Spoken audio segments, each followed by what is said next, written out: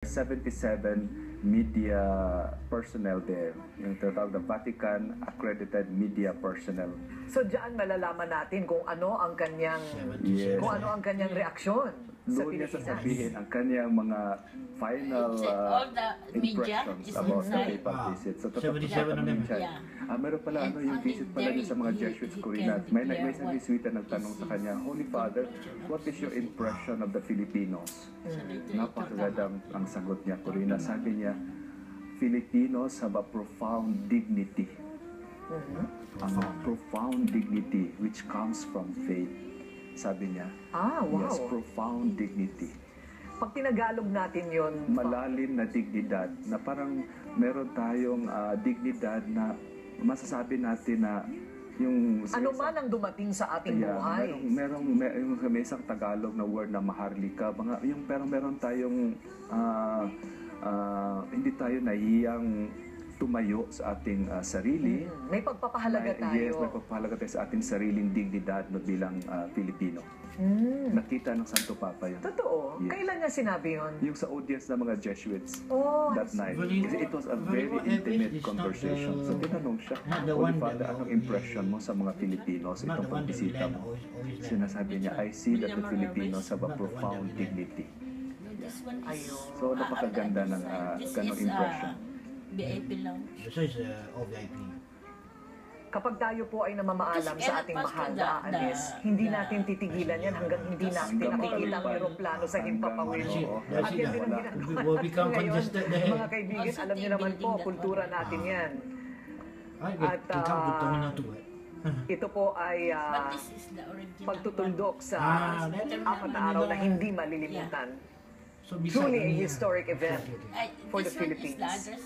Yes, first When we visit to touch the down the Philippines of Yes, Pope kami na to, Francis. Yeah.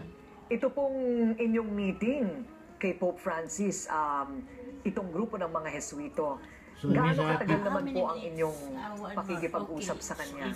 Well, alam mo, Corina, umalis na ako after 20 minutes kasi There is kailangan people kong from dalhin si Legacy. Cardinal Tagle at si Father Lombardi na Jesuit din doon sa press briefing. Akala ko natapos agad yung meeting, akala ko mga 30 minutes lang. Tumagal pala. Tumagal. Mag-isang oras yata. Marami silang pinagkwentuhan. Yes. So, he felt very much at home with brothers, with the Jesuits. So, May mga quote pa ba ang inyong mga kasamang Jesuit? Pero kayo po mismo ang nakarinig sa sinabi niya tungkol sa dignidad ng mga Pilipino. Kasi sinabi niya yun sa simula. Kasi tinanong siya ng isang kasamahan namin kung ano yung kanyang impression. Sabi niya, Filipinos have a profound dignity. Napakaganda kasi the word dignity, yung parang values ng ating pagiging Pinoy, yun talagang ating pinaghahawakan. Maybe he says this in the context of what the Filipinos have to go through. Yes, yeah. Sa tindi ng kahirapan at sa tindi ng mga kalamidad na ating hinarap, ay mayroon pa rin tayong sariling pagpapahalaga. Saka yung pananampalataya, ang lalim ng pananampalataya na sa gitna ng lahat ng sakuna, hirap, nakasmile pa rin. Nakasmile pa rin yung mga tao. Yun talagang nakaantig yun sa puso ng Santo Papa. Napakaganda ng pagtatapos ng bisitang ito ni Pope Francis sa mga awitin na lamang na narinig natin kahapon sa Luneta na parang buong langit ay nagbukas sa gitna ng ulan. Ang ganda rin, alam mo, Corina, yung compositions na ginawa ni Father Manuling, iba't ibang lingwahe. Merong Visayan language, Ilocano, Ilonggo, merong Spanish, Latin. Parang ipinapakita doon sa awit, sabi nga ni Horacio de la Costa, na pag ang Pinoy ay umawit, iba't ibang lingwahe, pag umawit ang Pinoy, nagkakaisa ang lahat. Beautiful. Yes. So yun ang nangyari doon sa misa, iba't ibang lingwahe, subalit sa pag-awit ay isa. 1,000 choir. Oo. Yeah. 1,000-man choir. So grabe yung yun nga, sinabi nga ni Cardinal Tagle, yung sa kanyang Thanksgiving message kay Pope Francis sa Cathedral, na sa gitna ng aming kahirapan, kami mga Pinoy, we have two jewels. Yung aming pananampalataya, yung isa, at yung musika. Totoo yan. At yun, isa yun sa Pinoy effect kay Pope Francis, yung ating music. I'm sure. Dahil sa lahat po ng mga misa, yun po ang nagpapahaba ng misa natin eh. Pero napakaganda. Yeah. Napakaganda. Iba ang tunog kasi ng awiting Pilipino, ano? Yes. Kumpara sa mga awitin sa Vatican, ano, Father? Iba ang hilig natin. Pero Hindi pa, ito'y sadyang Pinoy na Pinoy ang kanyang naging karanasan. Yeah, wow, beautiful. Sa lahat po ng mga naging preparasyon, Father, ito po ay ginasusan din ng simbahan, sigurado. Here, Well, ang gobyerno at saka simbahan. So, tulong-tulungan. Isa nga, ito yung impression ko mula pa sa Villamor Air Base kasi kailangan mag-coordinate. The security, at saka yung sa Malacanang, mga ganun. Well-coordinated ang lahat.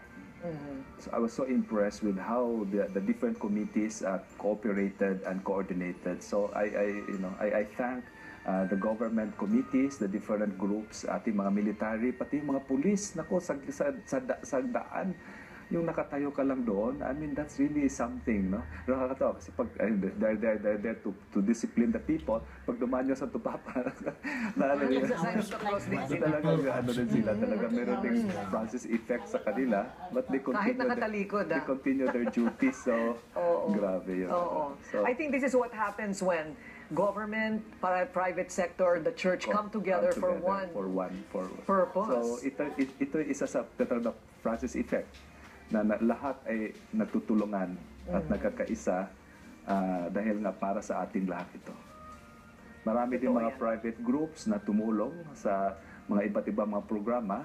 Sila nag-sponsor, maraming mga tulong, mga pagkain, Mga donasyon. Yes, yun, mga ganon sa tulong para talagang magkaroon ng success itong ating event na ito, papal visit. At sa buong 4 na araw, bagamat nagkaroon ng ulan sa Tacloban, pati dito, hindi pinapawisan si Pope dahil mababa ang temperatura, no? Nagkataon dumating siya sa bahagi ng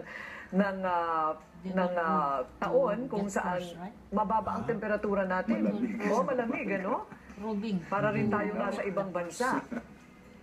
Yung ulan kahapon, parang ice water. Oo, totoo yan. May kaunting hangin pa. Yeah, At ito na po, maandar na po ang Philippine Airlines na magdadala kay Pope Francis pabalik ng Roma. Sabi nga po ni Father Joe Kilong-Kilong, ito po ay protocol na ang pinanggagalingan na bansa ng Santo Papa, ang official airline ng bansang yon, ang siyang maghahatid sa kanya pabalik sa kanyang tahanang bansa. Tuloy pa rin po na naroon ang mga tao, mga bata, ang send-off committee, nagwawagayway ng kanilang mga bandila, para hanggang sa hindi na masilayan ng Santo Papa ang Pilipinas, nakikita pa rin niya ang pagmamahal at kaligayahan na naidulot niya dito sa Pilipinas sa kanyang pagbisita. Bakit parating sinasabi ng Santo Papa na pray for me? Sa dulo ng lahat ng kanyang mga talumpati. Yun nga, Corina, ito yung sa pagsabihin natin na pray for me, ang ibig sabihin niyan is a prayer of intercession. Na I pray for you because I need your prayers to help me in my work, in my life, in my ministry. Yun yung sasabi natin For his health also. Yung padasal. So ikaw nagdadasal, you are interceding for that person na humihingi ng dasal. At itong Santo Papang ito, para sa kanya, very powerful itong prayer of intercession. Na yung lahat ng mga tao ay magdasal para sa kanya. At unang ginawa niya ito sa St. Peter's Square, yung lumabas siya sa balcony, sabi niya, before I give you my blessing, I want you to pray for me first. Your bishop. Tapos yumuko siya at nagkaroon ng silence, buong square, thousands of people praying for him. That was a very powerful image. At na yumuko siya, parang sign of humility na kailangan ko ang inyong dasal upang maging mabisa ang aking ministry as Pope, no, as Universal Shepherd. At palaging paulit-ulit niya yan, yung pray for me, pray for me. He projects this humility consistently. Yes. Hindi po ba? Una sa kanyang mga pinipiling, sa paraan ng kanyang pamumuhay, at gayon din dito sa arrangement sa Pilipinas, lahat gusto niya simple lamang. Simple lamang, yeah. Wala siya sa 5-star hotel. Alam mo, Corina, kung napansin mo sa stage doon sa Luneta, wala kang mapansin na bulaklak around the altar. Yun po ba ay sinadya? Puro dahon lamang? Alam mo kung anong mga tanim yon? San Francisco. San Francisco. Kay Oo, Pope Francis. correct. Tapos, simpleng tanim, no? Nakikita mo sa mga daan, mga gano'n, iba-ibang kulay. Yon, pinili Bakit? din yon. Pinili din yun? Yeah. He prefers it like that. Well, a committee na. Ang committee na nag-interpret I think it's na not yung five-star Holy hotel, Father no? wants a Five-star simple, room. preparation.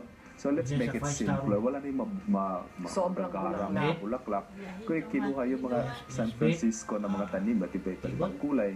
At isa yung nagplano sa liturgy committee na nalaman ko, since he cannot visit the other parts of the Philippines, so ang gagamitin ng mga decorations sa altar, yung representing Philippine images and Philippine culture. Kaya makita mo yung anahaw, the national leaf, yung damit ng Santo Papa, yung chasuble, mayroong mga sampagita, flower arrangements.